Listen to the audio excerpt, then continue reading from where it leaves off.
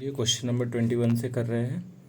21 दिया गया है, a mass of 20 kg moving with speed 10 metre per second collide another stationary mass of 5 kg as result of collision two masses stick together, kinetic energy of composite mass will be. बोला जाता है एक मास है 20 kg का जो चल रहा है 10 मीटर पर सेकेंड, जा करके एक स्टेशनरी यानी रुके हुए मास से टकरा रहा है जिसका मास है 5 kg।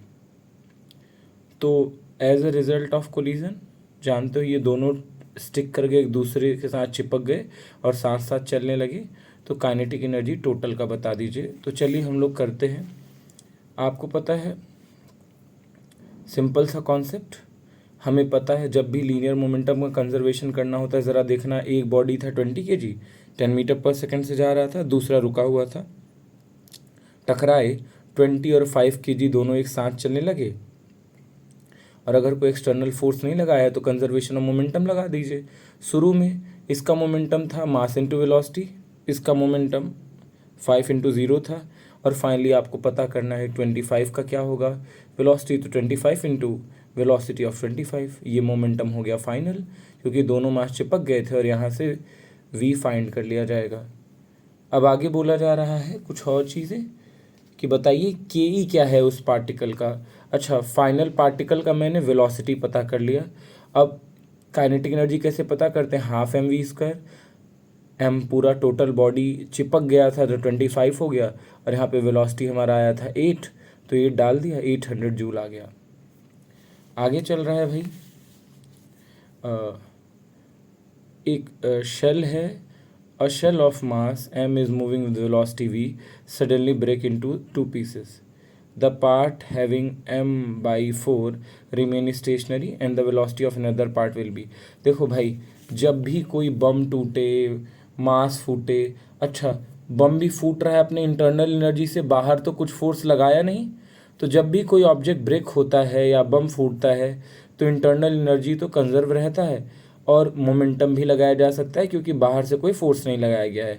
तो हम कंजर्वेशन ऑफ मोमेंटम करते हैं। बोला जाता है एक मास था जिसकी वेलोसिटी v थी, टूट गई, और टूट गई तो जो m/4 वाला पार्टिकल था उसका वेलोसिटी 0 ही था, स्टेशनरी था, और अच्छा कितना पार्ट बच गया, m में से n/4 घटाओ तो 3m/4, और वो किसी वेलोसिटी से आगे जा रहा होगा। और आपको पता है मोमेंटम कंजर्वेशन के अकॉर्डिंग ये वाला मास तो स्टेशनरी था, तो यहाँ पे आ गया M V is equal to 3m/4 V final, और वी फाइनल का वैल्यू क्या आ गया 4v/3। ये बहुत ही सिंपल सा सवाल है। जब भी कोई मास टूटता है, अगर इंटरनल फोर्स की वजह से टूट रहा है तो कंजर्वेशन ऑफ मोमेंटम लगा दो, तो जितना मोमेंटम फूटने से पहले था वही बाद में भी होगा। अब आगे चल रहा है भाई 23। बोला जाता है 0.5 kg ball is thrown upward with initial speed 14 metre per second and reaches the maximum height of 8 metre. How much the energy dissipated by air drag acting on the ball during the ascent. बोलाता है 0.5 kg का मास है जो इसको ऊपर फेंका गया initially 14 metre per second से, लेकिन वो मैक्सिमम हाइट कितना पहुंचा 8 मीटर, और वहाँ पे कितना एनर्जी नुकसान हो गया in the form of air drag, क्योंकि जब वो ऊपर जा रहा होगा हवा भी रोकने की कोशिश कर रहा होगा। अगर हवा ना होता तो सारा काइनेटिक एनर्जी कन्वर्ट हो जाता पोटेंशियल एनर्जी में हाईएस्ट पॉइंट पे जा करके, लेकिन चूंकि यहाँ पे एयर ड्रैग फोर्स है, चलो हम इसको एक सिस्टम मानते हैं।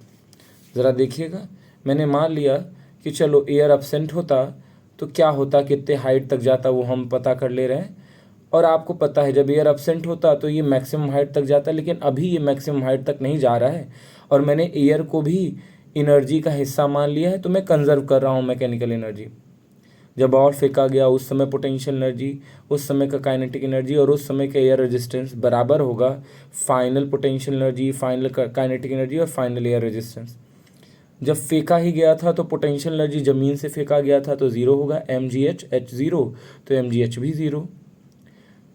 आपका काइनेटिक एनर्जी कितना होगा हाफ, और मास दिया हुआ था 0.5 kg, और इनिशियल वेलोसिटी दिया हुआ था 14 का स्क्वायर, और शुरू में जब फेंका गया था उस समय जस्ट तो कोई एयर रेजिस्टेंस रहा नहीं होगा, फेंकोगे तब तो एयर रेजिस्टेंस आएगा। अब फाइनली ज़रा देखना, पोटेंशियल एनर्जी इसने बता दिया है कि मास 8 मीटर ऊपर गया है, तो मैंने लगा दिया m g और h, तो पोटेंशियल एनर्जी का वैल्यू निकाल लिया, और बोला इसी समय काइनेटिक एनर्जी लॉस हो गया होगा, तभी तो मैक्सिमम हाइट 8 आया होगा। अब एयर का रेजिस्टेंस कितना है वो भी पता कर लेते हैं।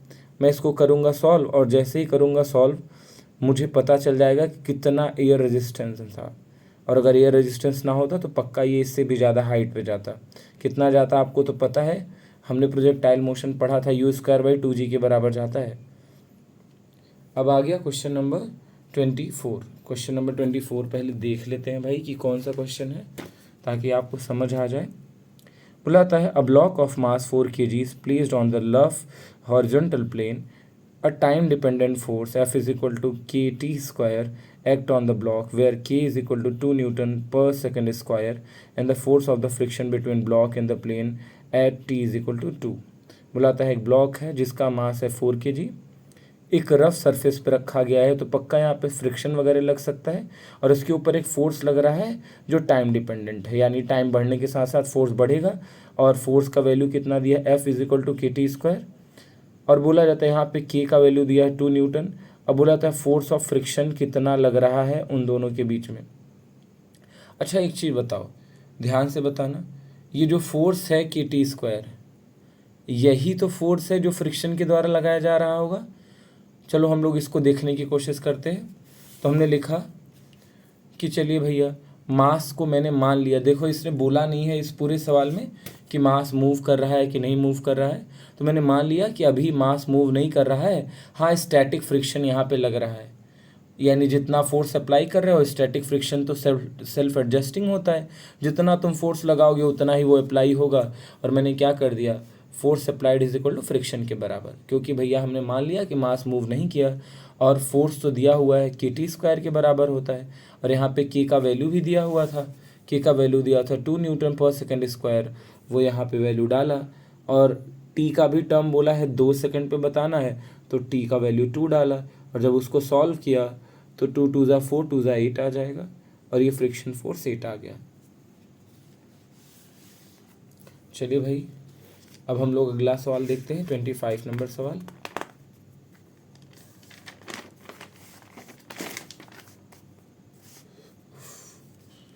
चलिए भाई ध्यान से, बोला क्या जा रहा है, एकदम गौर से देखिएगा भाई।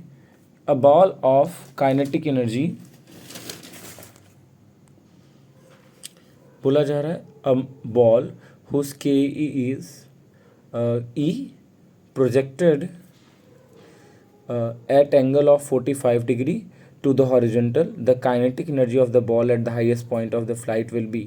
बुलाता है एक बॉल है जो ई से प्रोजेक्ट किया गया, नीचे से फेंका गया, कितने डिग्री पे, 45 डिग्री पे, फ्रॉम द हॉरिजॉन्टल।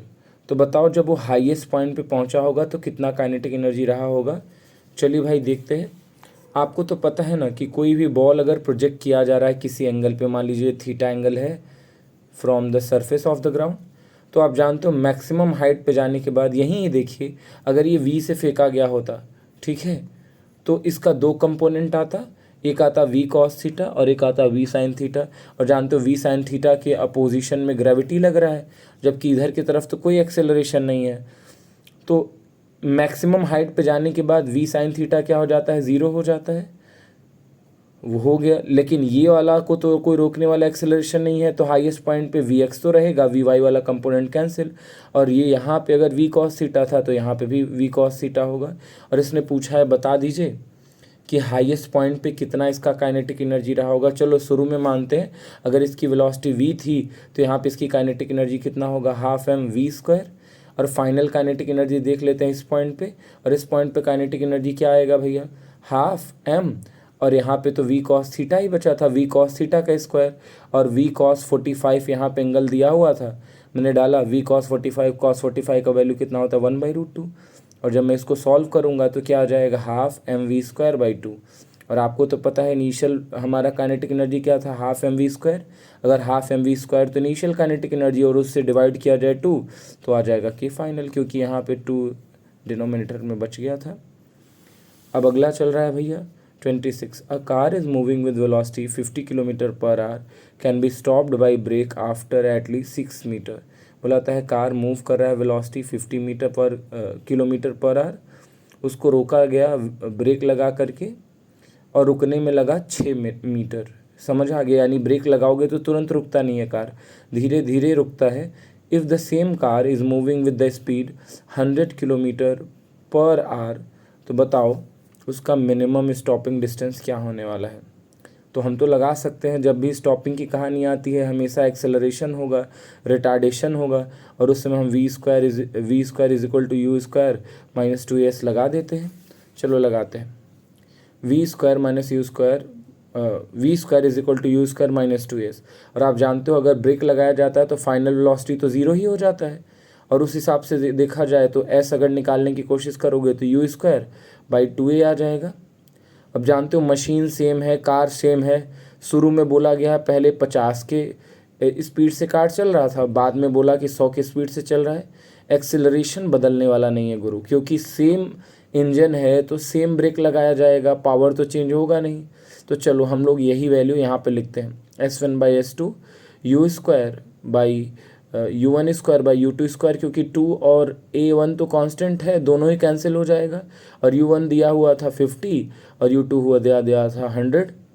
अब इसको सॉल्व करोगे, 50 इंटू 50/100 इंटू 100 सब कैंसिल हो जाता है, आता है 25/100। इसको 1/4 कर सकते थे, यानी जितना स्टॉपिंग डिस्टेंस पहले था उसका 4 गुना हो जाएगा। और पहले स्टॉपिंग डिस्टेंस कितना था, S1 का वैल्यू डालोगे तो 4 मीटर था, सॉरी 6 मीटर था। अब S2 निकालना होगा तो यहाँ पे 6 रखोगे तो 6 4 जा 24, यानी अब की बार अगर 100 मीटर पर सेकंड से अगर चलाया जा रहा है कार को तो वो 24 मीटर बाद रुकेगा। अब ज़रा देखिएगा यहाँ के बाद, find the minimum speed of a bike at the highest point of the globe of diameter 19.6 metre. अच्छा सुनो भाई ध्यान से, ग्लोब मतलब ऐसे गोला सरफेस है, ध्यान से देख लीजिएगा। ये सर्कुलर मोशन का सवाल है, अभी आप याद रखेंगे कि अगर कोई ऐसे धागे से बांध करके कोई पत्थर फेंका जा रहा है तो जानते हो यहाँ पे लूज़ होने का चांस है इस थ्रेड का और ये गिर जाएगा। हम चाहते कि अगर पूरा चक्कर लगाना है मुझे एक सर्कुलर मोशन वर्टिकल, तो हम क्या करते हैं, हम बाद में देखेंगे वर्क पावर एनर्जी से निकाल दिया जा सकता है। हमें बॉटम पॉइंट पे √5g RG चाहिए। R क्या है, इस थ्रेड का लेंथ है ना, या रेडियस बोल दो सर्कल का। तो बोला जाता है यहाँ पे अगर √5 RG रहेगा तो यहाँ जाते जाते पोटेंशियल एनर्जी बढ़ेगा और काइनेटिक एनर्जी घटेगा, तो यहाँ पे वेलोसिटी बचेगी √3 RG और यहाँ पे बचेगी √1 RG, और ये याद रखना होता है। और यही सवाल यहाँ पे पूछा जा रहा है। ज़रा देखिएगा सवाल क्या है कि जरा बता दीजिए कि अगर कोई ग्लोब पे घूम रहा है और बोला जाता है minimum speed of the bike at the highest point, सबसे कम से कम स्पीड कितना होना चाहिए, वो कितना होना चाहिए भैया, √RG के बराबर। R रेडियस होता है, और इससे अगर कम यहाँ पे वेलोसिटी रहा तो ये पक्का सर्कुलर मोशन नहीं करेगा, यहीं से लूज़ होकर के टपक पड़ेगा। तो चलो हम फाइंड कर लेते हैं। हमें G का वैल्यू 9.8 पता है और इसने R का भी वैल्यू दिया हुआ है कि भैया ग्लोब जो है उसका डायमीटर कितना है 19.6, और डायमीटर का आधा क्या होता है, रेडियस, तो रेडियस भी पता चल गया। फिर मैंने क्या कर दिया, लगा दिया यहाँ पे, और हमें आंसर मिल गया 9.8 मीटर पर सेकेंड। अगला भी सवाल देखते हैं भैया। 28 बोला था, an object is tied to a string and rotate in a vertical circle of radius r, the constant speed is maintain along the trajectory. तो बताइए T मैक्स और T मिनिमम। अगर T मैक्स T मिनिमम दो है, बोला जाता है एक ऑब्जेक्ट को एक धागे से टाई किया गया और उसको ऐसे वर्टिकल सर्कल में घुमाया गया, समझ आ गया।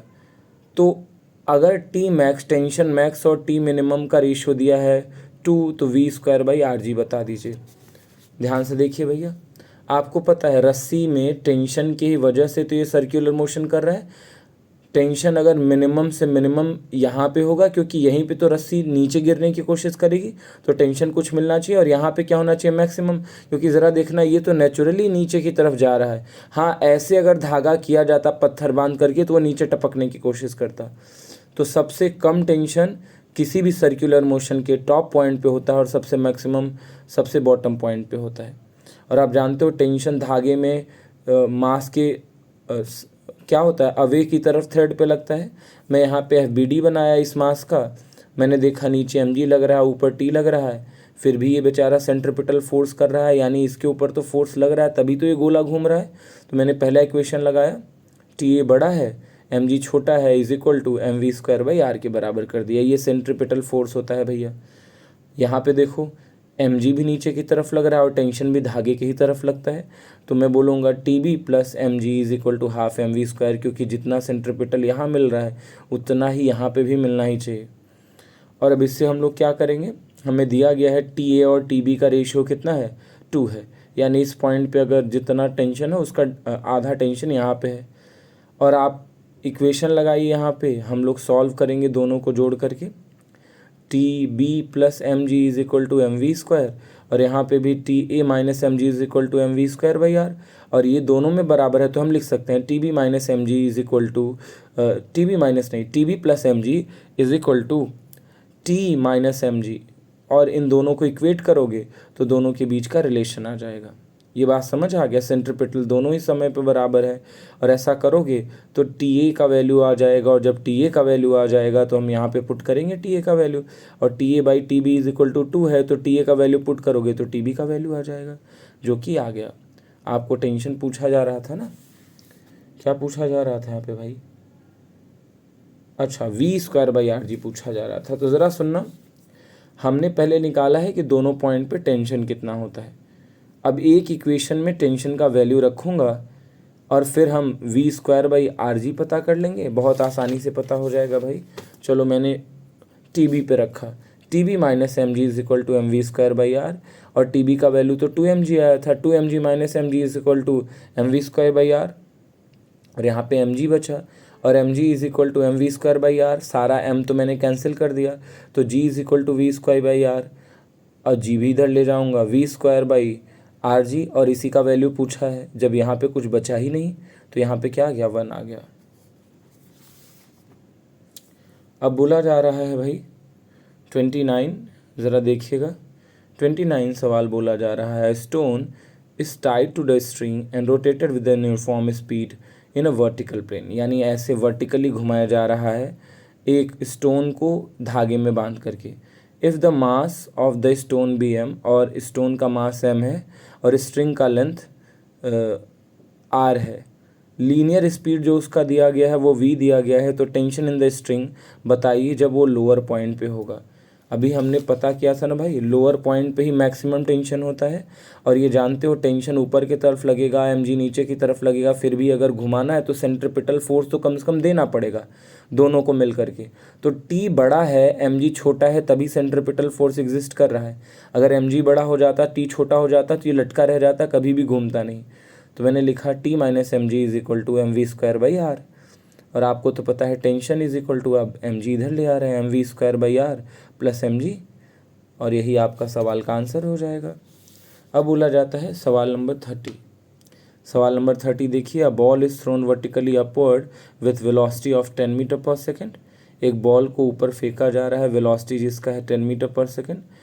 It return to the ground with the velocity of 9 metre per second, और वो रिटर्न हुआ जा करके वेलोसिटी से 9 metre per second. If g is equal to 9.8 metre per second square, the maximum height attend by the ball. बोला जा रहा है कि बॉल वर्टिकली अपवर्ड फेंका गया था 10 मीटर पर सेकेंड से, लेकिन जब रिटर्न हुआ ग्राउंड पे तो 9 मीटर पर सेकेंड ही आया। तो बताओ मैक्सिमम कितना स्पीड अटेन किया गया होगा। और हमें तो पता है ना मैक्सिमम स्पीड कैसे निकालते हैं, आप लगा लो, आपको पता है ना भाई, जब हाइट मैक्सिमम होता है तो वेलोसिटी 0 हो जाती है उस समय, और उस समय हम v² is equal to u² + 2s लगाएंगे, और u² का वैल्यू डालेंगे जो इनिशियल वेलोसिटी था, और यहाँ पे लिखा 2g का वैल्यू डाला, और यहाँ पे जो वैल्यू आ गया वही हमारा मैक्सिमम हाइट हो गया। अब आता है 31 के बारे में ज़रा देखिएगा। अच्छा, ये वाला टर्म यहाँ पे मिसप्रिंट है भाई, या तो उसको ये रेजिस्टेंस देना पड़ेगा, या तो ये भी 9 है, ये भी 9 है, ठीक है। अब बोला जाता है, ध्यान से देखिएगा भाई, या अच्छा चलो अगर इसको 10 मान रहे हो, मैं ऐसे एनालाइज करूँगा कि जितना लेकिन भाई ये कंट्राडिक्ट करेगा, क्योंकि ऊपर जाने पे अगर रिटर्न आ रहा है, अगर जाते समय यह ड्रैग फोर्स लगा होगा तो आते समय भी लगेगा।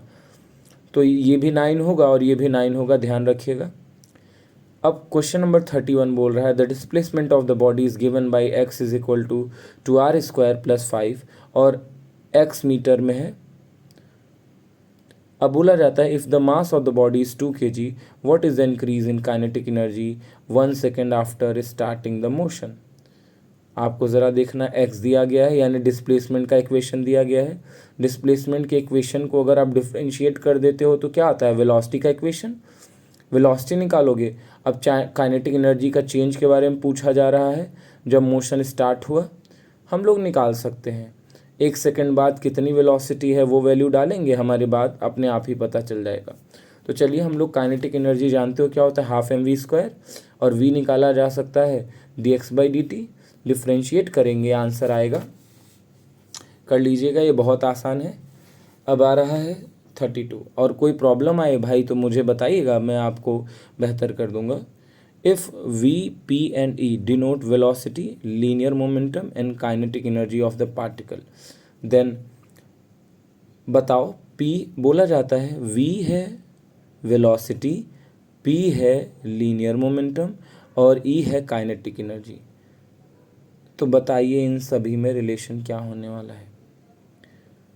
अच्छा, आप एक बात तो जानते हो ना भैया, change in momentum by time क्या होता है, फोर्स होता है, और फोर्स इनटू डिस्प्लेसमेंट क्या होता है, वर्क होता है, और work is equal to change in energy होता है। हम लगभग वही कहानी चला के चलेंगे, कोई नया चीज़ लेकर के आएंगे नहीं। तो चलो हम लोग देखने की कोशिश करते हैं। हमें पता है 32 सवाल था ना, तो बोला जा रहा है वर्क एनर्जी के बराबर होता है, और एनर्जी तो हम लोग लिख सकते हैं फोर्स इनटू डिस्प्लेसमेंट, और फोर्स इनटू डिस्प्लेसमेंट क्या होता है, change in momentum by time into displacement x है। और आप जानते हो x/t क्या होता है, v होता है ना भाई, अपने आप में एक वेलोसिटी होता है। चेंज डिस्प्लेसमेंट बाय टाइम क्या होता है, वेलोसिटी, मैं लिखा change in momentum into velocity. और आप जानते हो ये change in momentum into velocity यही तो एनर्जी है, और यही तो काइनेटिक एनर्जी के बराबर हो गया, क्योंकि एनर्जी F.d होता है। F.d को ही हमने क्या लिखा, P इंटू वी, तो मैंने लिखा डेल्टा पी वी, और यहाँ से मोमेंटम और वेलोसिटी और एनर्जी तीनों आ गया है। तो आप देख सकते हो अकॉर्डिंग टू हमारा रिलेशन जो दिया गया था यही रिलेशन आएगा, इससे जो ऑप्शन आएगा मैच कर लीजिए। अब आ गया, बात आ गई 33 की। 33 के सवाल को देखिए, a body move from rest with the constant acceleration, which of the following curve represent the variation of के ई विद डिस्टेंस एक्स। बोला जाता है एक बॉडी है जो रेस्ट पे है, कांस्टेंट एक्सेलरेशन के साथ मूव कर रहा है। तो ज़रा सा हमें बताइए कि काइनेटिक एनर्जी और डिस्प्लेसमेंट के बीच का कैसा रिलेशन बनने वाला है। तो आपको तो पता है ना काइनेटिक एनर्जी क्या होता है, हाफ mv², और मुझे यहाँ पे x से रिलेशन दिखाना है, v से नहीं दिखाना है।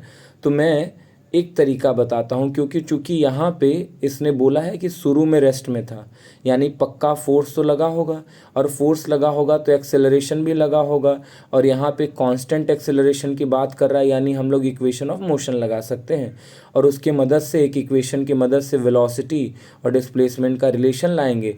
और आपको वेलोसिटी और डिस्प्लेसमेंट का रिलेशन जब पता चल जाएगा तो काइनेटिक एनर्जी और डिस्प्लेसमेंट का भी पता चल जाएगा, क्योंकि काइनेटिक एनर्जी क्या होता है, हाफ mv²।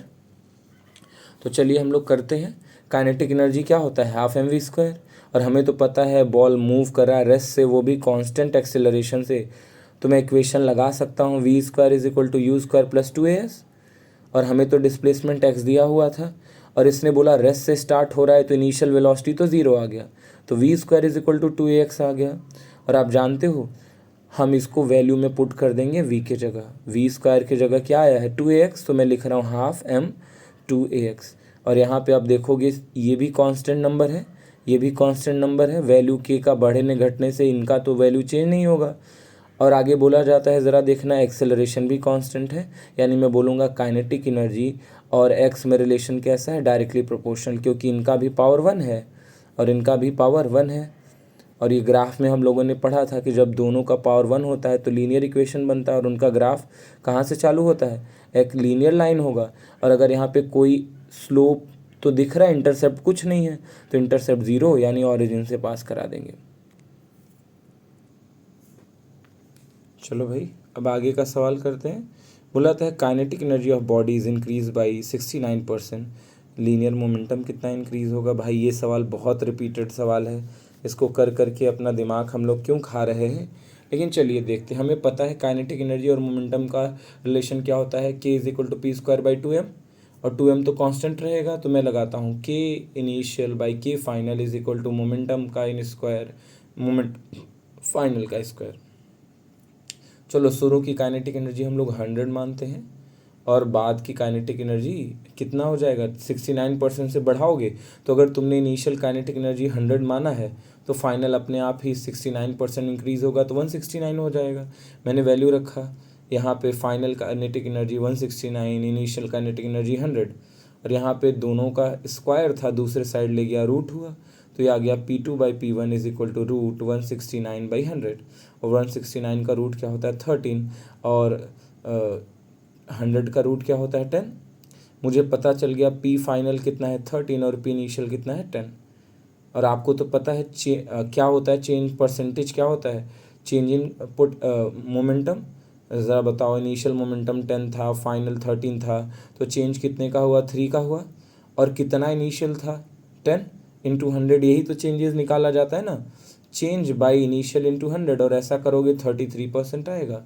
और शायद आपके बुक में 30% आंसर दिया है, तो हम लोग अप्रॉक्स डालेंगे, ये वाला आंसर सही नहीं दिया है आपके बुक में। अब हम लोग आगे चलते हैं भाई, जो चीज़ ना समझ में आए पूछिए भाई। अब आ रहा है क्वेश्चन नंबर 35। क्वेश्चन नंबर 35 हम लोग देखते हैं। क्वेश्चन नंबर 35 कह रहा है एक पार्टिकल है जो मूव कर रहा है, रुक जाइए ये फोकस नहीं बन रहा है भाई इसमें। एक पार्टिकल है जो मूव कर रहा है हॉरिजॉन्टल ग्राउंड पे, जिसकी इनिशियल वेलोसिटी थी v0।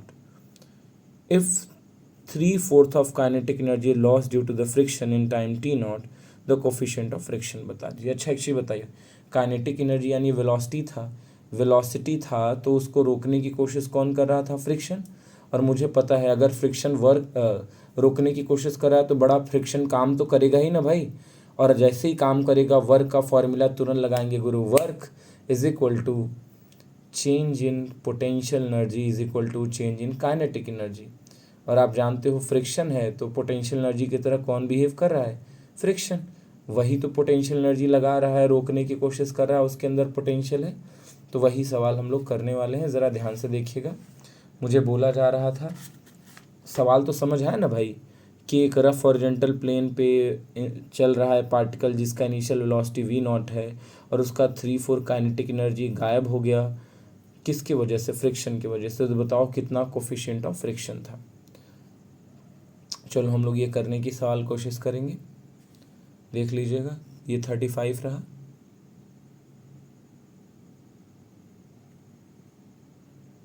चलो देखने की कोशिश करते हैं भैया।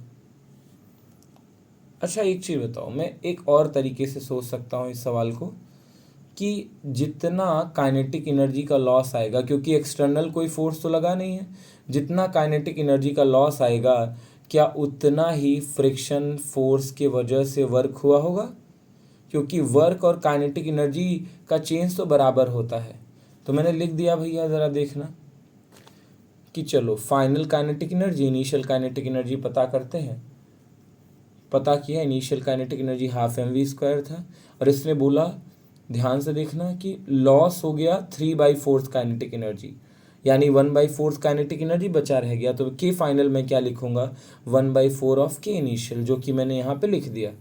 और आप जानते हो ये रहा हाफ mv वेलोसिटी इनिशियल का square divided by half mv velocity final का स्क्वायर, हाफ हाफ कटा, K initial by K final आ गया V initial square by V final square. K initial K था और के फाइनल मुझे यहीं से पता चला कि 3/4 एनर्जी लॉस हो गई, तो कितना बचा रह गया होगा 1/4, और मैंने यहाँ पे लिख दिया, जिसके मदद से मुझे इनिशियल वेलोसिटी और फाइनल वेलोसिटी का रेशियो पता चल गया। और जब वेलोसिटी का रेशियो पता चल गया, अब हम डाल सकते हैं भाई अपने इक्वेशन में। इक्वेशन क्या है, v is equal to U plus AT। आप जानते हो ये ब्रेक लग रहा है तो आप वो वाला तरीका लगा सकते हो, चूँकि टाइम दिया है तो हम लोग यही वाला इक्वेशन लगाएंगे। अगर यहाँ पे एक चीज़ बताओ, डिस्प्लेसमेंट दिया होता तो हम v² is equal to u minus 2s लगाते, और यहाँ पे एक्सेलरेशन किसके द्वारा प्रोवाइड किया जा रहा है? भाई फ्रिक्शन ही तो फोर्स लगा रहा है, और फ्रिक्शन का फोर्स कितना होता है? म्यू जी एम, और एक्सेलरेशन कितना होता है? Mu G. तो मैंने लगाया, फाइनल वेलोसिटी कितना था हमें पता चल गया। कितना था फाइनल वेलोसिटी भैया? इनिशियल वेलोसिटी का 2 टाइम, क्योंकि फाइनल वेलोसिटी हमें यहाँ से इक्वेशन से पता चला कि final velocity is equal to initial velocity by 2, क्योंकि यहाँ पे रूट निकालोगे तो यहाँ पे आ जाएगा 2/1, और फाइनल वेलोसिटी इधर ले जाओगे तो 2v2 is equal to v1 आ जाएगा। मैंने फाइनल वेलोसिटी का वैल्यू डाला, फिर इनिशियल वेलोसिटी का वैल्यू डाला, फिर सॉल्व किया तो मुझे म्यू मिला v इनिशियल बाई 2g_t0। समझ आ रहा है क्या? अब आ गया, ज़रा आगे का सवाल देखिएगा 36। बोला जाता है v is the instantaneous velocity of a body drop from top of the tower. बोला जाता है किसी एक क्षण की वेलोसिटी हमारे पार्टिकल की v थी जब वो टावर से ड्रॉप यानी बस टपका दिया गया। When it is located at the height h, then which of the following remain constant. अच्छा सुनो, हमने पढ़ा है जब भी एक्सटर्नल कोई भी फोर्स ना लगे कंजर्व होता है एनर्जी, और हर पॉइंट पे पोटेंशियल प्लस काइनेटिक एनर्जी बराबर होता है। हर पॉइंट पे मैकेनिकल एनर्जी क्या होता है? बराबर। यही कारण है कि जब ऊपर से नीचे बॉल गिरता है तो काइनेटिक एनर्जी बढ़ता है जितने रेट से पोटेंशियल एनर्जी घटता है।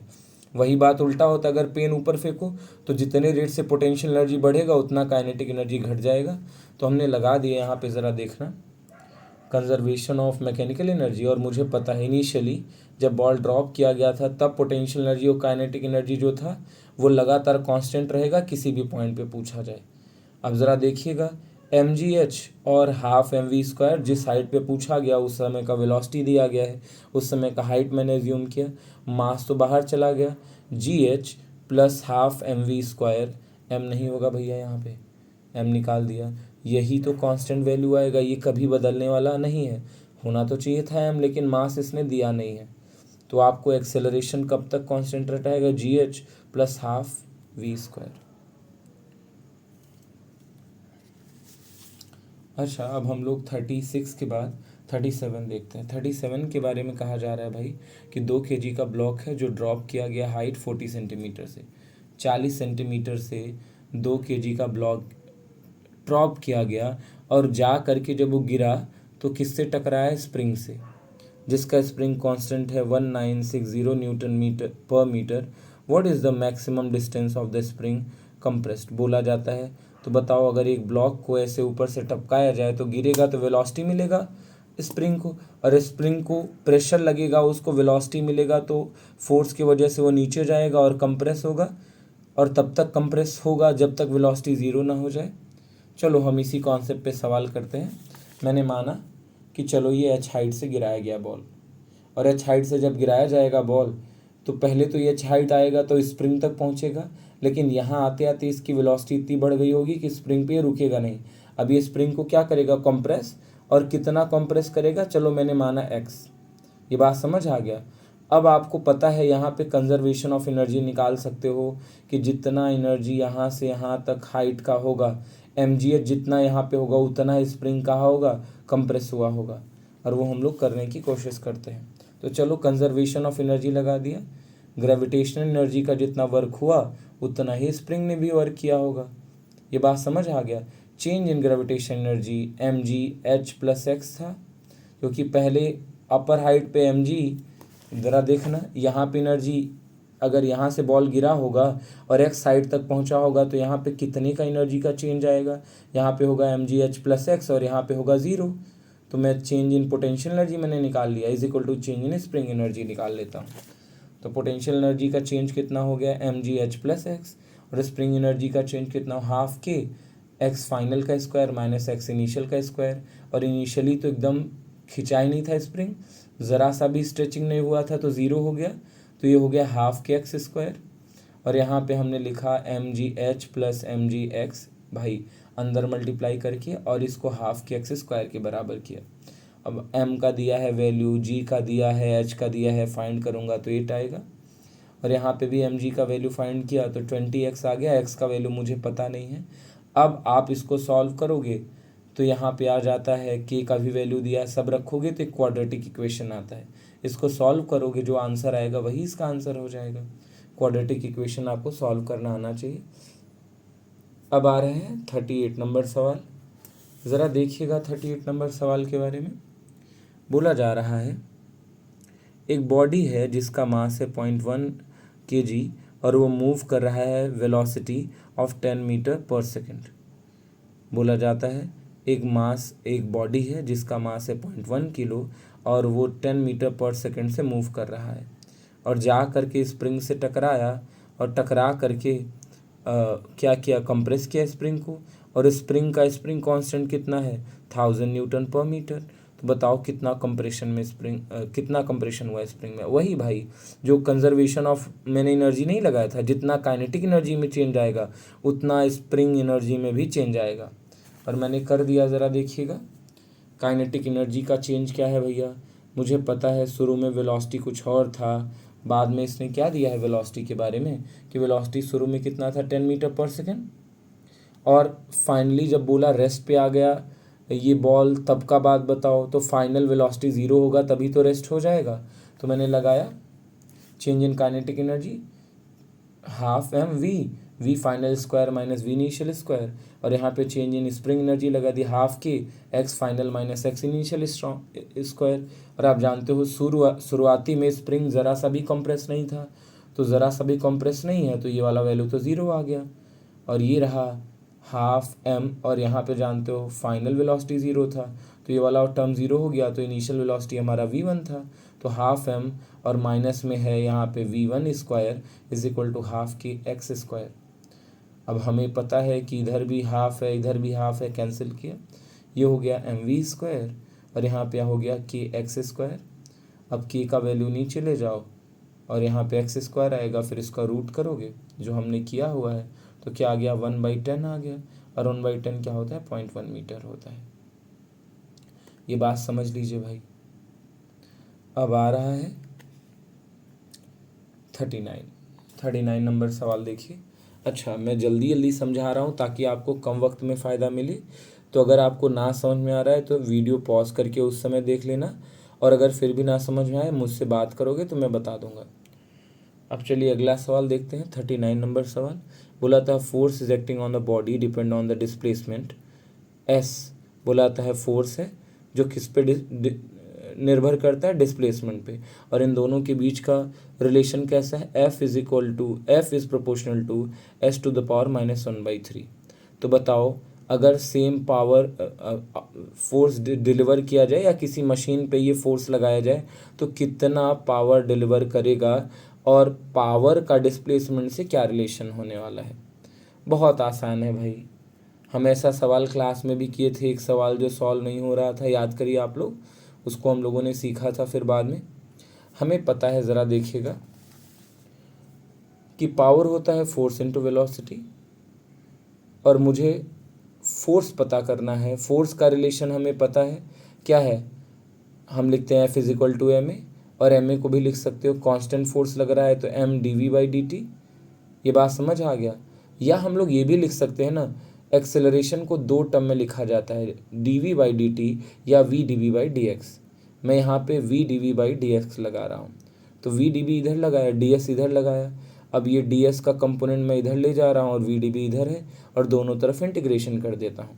v dv का इंटीग्रेशन आएगा v स्क्वायर, और s टू द पावर 1/3 का इंटीग्रेशन कितना आएगा s to the power -1/3 +1 divided by -1/3 +1। लेकिन मुझे तो प्रोपोर्शनलिटी देखनी थी, तो नीचे का टर्म मैंने लिखा नहीं, और ऐसा कुछ किया, इधर स्क्वायर आया था इधर ले आया तो रूट हो गया, तो 2/3 इंटू पावर में कितना आ गया 1/2, तो ये तो 2 कैंसिल हो गया और क्या बचा 1/3 बचा।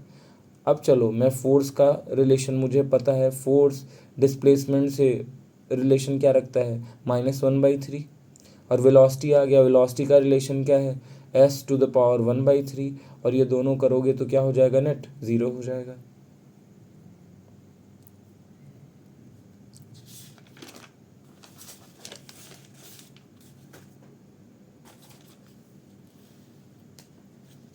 थर्टी नाइन ही सवाल किया ना भाई। अब 40 वाला सवाल देखते हैं। बोला जाता है an object of mass m is initially at rest under the action of constant force f attained a velocity of v in time t then average power supplied to the mass। बोला जाता है एक object है जिसका मास m है, initially rest पे था, फिर उसके ऊपर एक कांस्टेंट फोर्स लगा जिसकी वजह से उसकी वेलोसिटी चेंज होगी। तो बोला जाता है उसका एवरेज पावर बता दीजिए। चलिए भाई हम लोग करने की कोशिश करते हैं, ध्यान से देखिएगा डायरेक्ट। चलिए, पावर क्या होता है? Change in work by time, या आप बोल सकते हो change in kinetic energy by time. हम तो ये भी बोल सकते हैं change in potential energy by time, और हम तो ये भी बोल सकते हैं एफ डॉट वी। तो हमने लिखा चेंज इन काइनेटिक एनर्जी क्योंकि यहाँ पे ज़रा सवाल में देखना, इसने दिया है इनिशियली रेस्ट पे था, फिर वेलोसिटी वी हो गया, तो भाई यहाँ पे वेलोसिटी चेंज हो रहा है। तो हम लोग कौन सा आइडिया लगाएंगे, दिमाग में अपने ही पे आप आ जाता है कि कौन सा एनर्जी चेंज होता है जिसमें वेलोसिटी होता है, और मुझे पता चल जाएगा अरे भैया ये तो काइनेटिक एनर्जी है। तो अपन यही वाला फॉर्मूला लगाए और यहाँ पे लगाए half M v final square minus v initial square, और आपको पता है एम यहाँ रखा गया, वी फाइनल का वैल्यू मुझे पता है, वी इनिशियल तो रेस्ट की बातें कर रहा था, और यहाँ पे टी नीचे था ही क्योंकि काइनेटिक एनर्जी बाई टाइम ही पावर के बराबर होता है। तो ये आ गया half M we square by t. Initial velocity zero थी, रेस्ट से चालू हुआ तो ये मामला ज़ीरो हो गया।